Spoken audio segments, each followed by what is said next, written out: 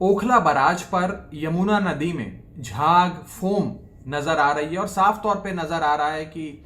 Detergents के चलते, toxic waste के चलते हमारी यमुना नदी ओखला बराज पर मैली हो गई है, गंदी हो गई है और झाग बनकर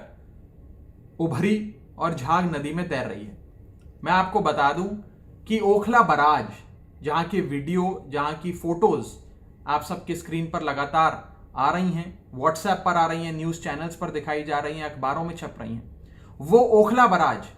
उत्तर प्रदेश इरिगेशन विभाग के अधीन आता है। उसकी मेंटेनेंस और वो पूरा ओखला बराज यूपी सरकार के इरिगेशन विभाग के अधीन आता है। हमने कई बार यूपी सरकार को चिट्ठियां लिखकर कई सारी सुझाव, कई सारे सॉल्यूशंस भी बताए, लेकिन आज भी हर साल की तरह वही झाग की तस्वीरें यमुना नदी में नजर आ रही हैं। ये झाग आती कैसे है, यह समझना बहुत जरूरी है। लगभग 155 MGD यानी कि million gallons of water per day Okhla barrage पर आकर मिलता है, जिसमें से 105 MGD हरियाणा सरकार की ओर से यमुना नदी में जो छोड़ी जाती है धारा, नजफगढ़ ड्रेन से निकलते हुए आता है,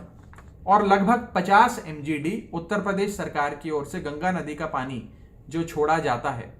जो शादरा ड्रेन की ओर से आता है, वो ओखला बराज तक पहुंचता है। और ओखला बराज में ये 105 और 50 यानी कि कुल मिलाकर 155 MGD में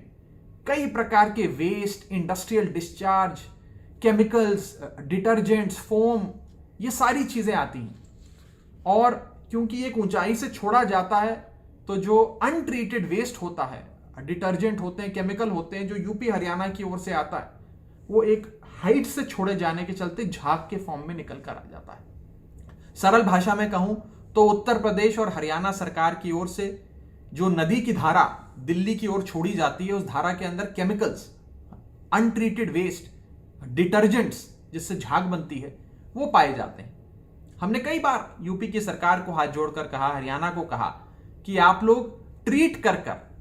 वेस्ट वाटर को पूरी तरीके से ट्रीट कर कर उससे गंदगी हटाकर जो साफ धारा हो उसे नदी में छोड़े, नहीं तो नदी गंदी होगी।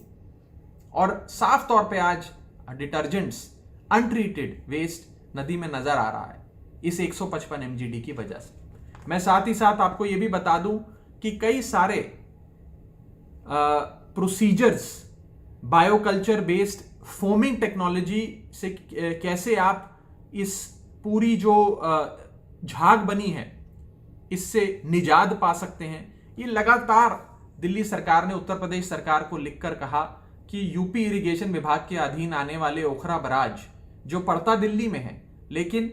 है उत्तर प्रदेश इरिगेशन विभाग के अधीन, आप कई प्रकार के बायोकल्चर मेथड्स अपनाकर इस झाग से छुटकारा पा सकते हैं, दिल्ली वालों को भी छुटकारा दिलवा सकते हैं। लेकिन अभी तक इस प्रकार का कोई समाधान नहीं नजर आया है।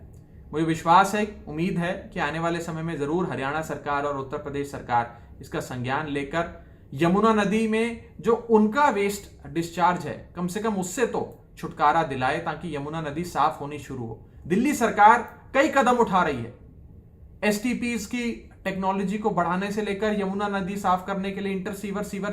सीवेज प्रोजेक्ट तक, लेकिन आज मैं मात्र उस ओखला बराज पे यमुना नदी की जो फोम, जिसका वीडियो और फोटोज आपको दिखाई जा रही हैं, उसके विषय में आपको बताना चाहता था कि ये जो फोम है इसका क्या कारण है, कि कैसे ये 155 MGD हरियाणा यूपी की ओर से जो आया उसमें अनट्रीटेड वेस्ट पाया गया, डिटर्जेंट पाए गए, और एक ऊंचाई से छोड़ने की वजह से उसमें झाग बनकर आ गई और वो झाग उभर गई, और वो झाग आज नजर आ रही है। और झाग एक गंदगी का, एक पल्यूटेंट का जीता जागता दृश्य हम सबकी आंखों के सामने है। मुझे उम्मीद है, मैं हरियाणा सरकार से, यूपी सरकार से अनुरोध करता हूं कि कृपया कर अनट्रीटेड वेस्ट को यमुना नदी में ना छोड़ें, डिटर्जेंट्स को यमुना नदी में ना छोड़ें, और ओखला बराज जो यूपी इरिगेशन विभाग के अधीन आता है उसमें बायोकल्चर मेथड्स का इस्तेमाल कर इन गंदे पदार्थों को, पल्यूटेंट्स को रिमूव करें, ऐसी मैं उम्मीद करता हूं, कामना करता हूं। इस विषय में कई चिट्ठियां हमने बीते कई सालों में हमारे दिल्ली जल बोर्ड के अधिकारियों ने यूपी सरकार को लिखी हैं, आज भी लिख रहे हैं, पहले भी लिखी थी, पिछले साल भी लिखी थी।